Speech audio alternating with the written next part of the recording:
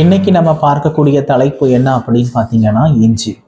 நம்ம அன்றாட உணவுகளில் தினந்தோறும் வீடுகளில் பயன்படுத்தக்கூடிய ஒரு பொருள் இஞ்சி. இந்த இஞ்சியை நம்ம உணவுகளில் சுவையூட்டியாக மட்டும் பயன்படுத்துறது இல்லாமல் அன்றாட வாழ்க்கையில் சில மருந்துகளாகவும் நம்ம பயன்படுத்திட்டு வரோம். அந்த வகையில் இந்த இஞ்சியை யாரெல்லாம் சாப்பிடலாம், யாரெல்லாம் சாப்பிடக்கூடாது, இந்த இஞ்சி எடுத்துக்கிறதுனால உடலுக்கு என்னென்ன நன்மைகள் இருக்குது அப்படிங்கிறத பற்றி நம்ம டீட்டெயிலாக இந்த வீடியோவில் பார்க்கலாம். அதுக்கு முன்னாடி நான் உங்கள் டயட்டீஷியன் டாக்டர் சுரேந்தர். இந்த மாதிரி வீடியோக்களை தொடர்ந்து பார்க்குறதுக்கு என்ன ஃபாலோ பண்ணிக்கோங்க. இதில் vitamin A, vitamin C, vitamin B12, B6, calcium, potassium, sodium and இரும்பு சத்து அதிகமாக இருக்கிறதுனால இதை நீங்கள் ரெகுலராக உங்கள் உணவுகளில் பயன்படுத்தலாம். அது மட்டும் இல்லாமல் இந்த இஞ்சியை தினசரி 5 கிராம் அளவுக்கு தங்களுடைய உணவுகளை யாரெல்லாம் சேர்த்துட்டு வர்றாங்களோ அவங்களுக்கு இதயம் சார்ந்த பிரச்சனைகள் வருவதற்கு 60% வாய்ப்புகள் குறைவு அப்படின்னு பல ஆய்வுகளில் கண்டுபிடிச்சிருக்கிறாங்க. அது மட்டும் இல்லாமல் புற்றுநோயினுடைய அபாயத்தை குறைக்கிறதுக்கு இந்த இஞ்சியை ரெகுலராக கன்சியூம் பண்ணுறது ரொம்ப நல்லதுன்னு சொல்லியிருக்கிறாங்க. குறிப்பாக குடல் சார்ந்த புற்றுநோய்கள், பெண்களுக்கு ஏற்படக்கூடிய கர்ப்பப்பை புற்றுநோய்களை ப்ரிவென்ட் பண்ணுறதுக்கு இந்த இஞ்சி ரொம்ப யூஸ்ஃபுல்லாக இருக்குன்னு சொல்லி பல ஆய்வுகளில் கண்டுபிடிச்சிருக்கு. இந்த இஞ்சியையும் இஞ்சி சாறையும் நீங்கள் பல விதமாக மருந்துகளுக்கு உங்கள் உணவுகளில் பயன்படுத்தலாம். யாருக்கெல்லாம் அதிகப்படியான அஜீரண கோளாறு ப்ராப்ளம் இருக்குதோ அவங்க ஒரு துண்டு இஞ்சியை மென்று சாப்பிடும்போது அந்த அஜீரண கோளாறு ப்ராப்ளம் ரொம்ப ஈஸியாக ரெக்கவர் ஆகும்.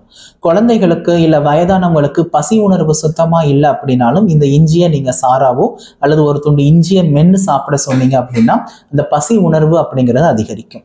அதே நேரத்தில் யாரெல்லாம் ஒற்றை தலைவலியால் அதிகமாக பாதிக்கப்பட்டிருக்கிறாங்களோ ஒரு துண்டு இஞ்சியை நல்லா பேஸ்ட்டாக அரைச்சு அதில் தண்ணி கலந்து நெத்தியில் நீங்கள் தடவிட்டு வந்தீங்க அப்படின்னா அந்த ஒற்றை தலைவலி அப்படிங்கிறது படிப்படியாக குறைய ஆரம்பிக்கும். அது மட்டும் இல்லாமல் இந்த இஞ்சி சாறையும் நீங்கள் முறையாக பயன்படுத்துனீங்க அப்படின்னா அது உங்களுக்கு நிறைய ஹெல்த் பெனிஃபிட்ஸாக கொடுக்கும். குறிப்பாக இஞ்சி சாரோட வெல்லம் கலந்து குடிக்கும்போது வாத நோய் சார்ந்த பிரச்சனைகள் படிப்படியாக குறைய ஆரம்பிக்கும். அதே நேரத்தில் இஞ்சி சாரோட உப்பு கலந்து 3 நாட்கள் குடிச்சிட்டு வந்தீங்க அப்படின்னா யாருக்கெல்லாம் தலை சுற்றல், பித்தம் போன்ற பிரச்சனை அதிகமாக இருக்குதோ அவங்களுக்கு அது ஒரு நல்ல ரிலீஃபாக இருக்கும். அண்ட் இஞ்சி சாரோட சம அளவு வெங்காய சாறு கலந்து நீங்கள் குடிச்சிட்டு வந்தீங்க அப்படின்னா அது சர்க்கரை நோயாளிகளுக்கு ஒரு நல்ல மருந்தாக இருக்கும். அதோட சேர்த்து இஞ்சி சாரோட தேன் கலந்து குடிக்கும்போது ஆஸ்துமா பிரச்சனை உள்ளவங்களுக்கு அது ஒரு நல்ல ரிலீஃபாக இருக்கும். அண்ட் இஞ்சி சாரோட தேன் கலந்து குடிக்கும்போது உடல் எடையை குறைக்கிறதுக்கும் உடல்ல உள்ள கெட்ட கொழுப்புகள் குறைகிறதுக்கும் அது ரொம்ப யூஸ்ஃபுல்லாக இருக்கும். அண்ட் இஞ்சி சாரோட சம அளவு மோர் கலந்து குடிச்சிட்டு வரும்போது வயிற்று பகுதி மற்றும் இடுப்பு பகுதிகளில் இருக்கக்கூடிய கெட்ட கொழுப்புகள் குறைகிறதுக்கு அது ரொம்ப யூஸ்ஃபுல்லாக இருக்கும். மாதவிடாய் காலங்களில் ஏற்படக்கூடிய வயிற்று வலியை சரி செய்யறதுக்கு இந்த இஞ்சி ரொம்ப யூஸ்ஃபுல்லாக இருக்கும். அது மட்டும் இல்லாமல் குழந்தைகளுக்கு ஏற்படக்கூடிய வயிற்று வலியை சரி செய்யறதுக்கும் இந்த இஞ்சி ரொம்ப யூஸ்ஃபுல்லாக இருக்கும். அண்டு வயிற்றுப்போக்கு, அதாவது பாக்டீரியா தொற்றினால குழந்தைகளுக்கு ஏற்படக்கூடிய வயிற்றுப்போக்கை சரி செய்யறதுக்கு இஞ்சியோட தேன் கலந்து கொடுக்கும்போது அது ரொம்ப ஈஸியாக ரெக்கவர் ஆகும். அது மட்டும் இல்லாமல் வாந்தி, குமட்டல் இந்த பிரச்சனைகளினுடைய அறிகுறிகளை சரி செய்யறதுக்கும் இது ரொம்ப யூஸ்ஃபுல்லாக இருக்கும். குறிப்பாக புற்றுநோயாளிகளுக்கு அளிக்கக்கூடிய அந்த ஹீமோதெரப்பி ட்ரீட்மெண்ட்ல அதிகப்படியான குமட்டல் அவங்களுக்கு இருக்கும்.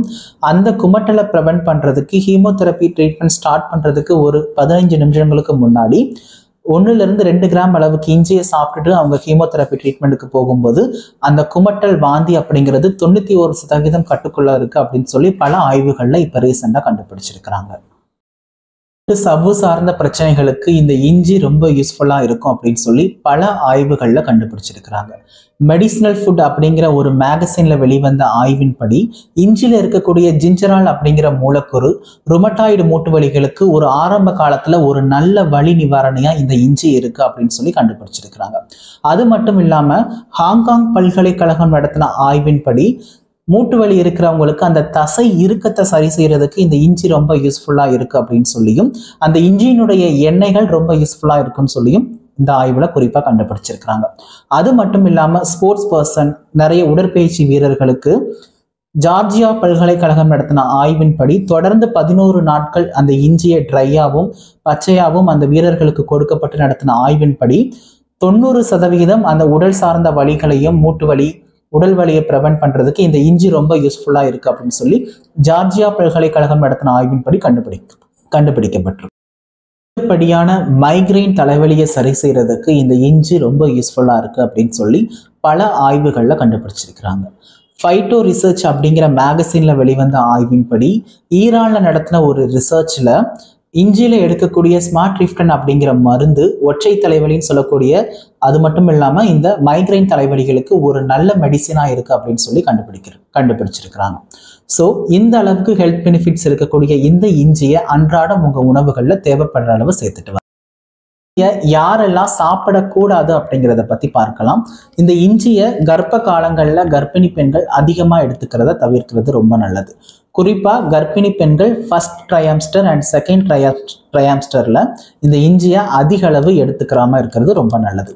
அதே நேரங்களில் யாருக்காவது ஒரு வாரம் கழிச்சோ அல்லது 10 நாட்கள் கழிச்சோ ஏதாவது அறுவை சிகிச்சை, அதாவது ஆப்ரேஷன் ஏதாவது பிளான் பண்ணியிருக்கிறாங்க, சர்ஜரி ஏதாவது பிளான் பண்ணியிருக்கிறாங்க அப்படின்னா அதுக்கு ஒரு 10லிருந்து 1 மாதங்களுக்கு முன்னாடியே இந்த இஞ்சியை எடுக்கிறத நீங்க அவாய்ட் பண்றது ரொம்ப நல்லது. இன்னைக்கு இந்த இஞ்சியோட பயன்கள் என்ன நம்ம பார்த்துருக்கிறோம். இன்னைக்கு இந்த வீடியோ உங்களுக்கு பயனுள்ளதாக இருக்கும்னு நம்புறேன். இந்த மாதிரி வீடியோக்களை தொடர்ந்து பார்க்கறதுக்கு என்ன ஃபாலோ பண்ணிக்கோங்க. அடுத்து ஒரு வீடியோவில் பார்க்கலாம். நன்றி.